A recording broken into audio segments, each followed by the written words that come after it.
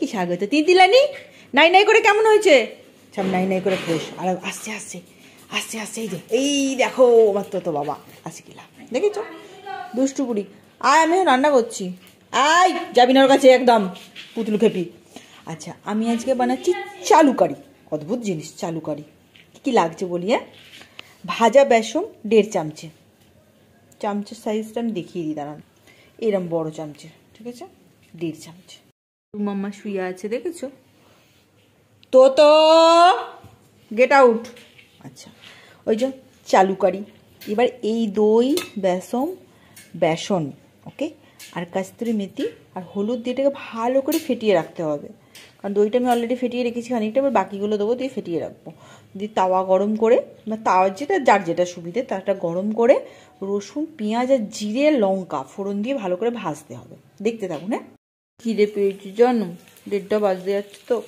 আচ্ছা এই দেখো জিরে দিয়েছি লঙ্কা দিয়েছি আর এদিকে রসুন দিয়েছি এই রসুনটা লাল লাল করে ভাজা হয়ে গেলে পেঁয়াজটা দেবো আর ততক্ষণ এইদিকে এই যে বেসন দই আর হলুদ দিয়েছি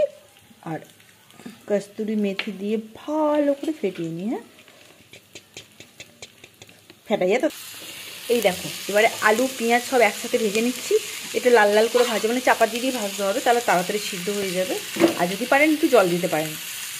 আমি জল দিচ্ছি না এমনি সেদ্ধ হয়ে যাবে এটা লাল করে ভাজা হয়ে গেছে না এবার আমি এই যেটা করে রেখেছি দইয়ের ঘোল নাকি যেটা হবে তো সেটা আমি হয়তো দিয়ে দেবো আচ্ছা লঙ্কা গুঁড়ো দিয়েছি নুন দিয়েছি মিষ্টি দিয়েছি কিন্তু এখানে জায়গাটা ছোটো হয়ে আছে বলে আমি শুধু চেঞ্জ করে কড়াই দেবো আচ্ছা এটা কিন্তু চালাতেই যেতে হবে কারণ এটা নাহলে তলায় ধরে যাবে মানে চালিয়ে যে হয়ে গেল কমপ্লিট মানে এটা রান্না কিন্তু কমপ্লিট বেশি ফোটাতে হবে না আলু তো সিদ্ধ ভেজেই হয়ে গেছে তো চালু কারি রেডি এবার শুধু ভাত দিয়ে খাওয়ার অপেক্ষা প্লিজ ভালো লাগে লাইক কমেন্ট শেয়ার করবেন প্লিজ প্লিজ নিজেরা বানিয়ে খেয়ে টেস্ট করে বলবেন কেমন হয়েছে ঠিক আছে।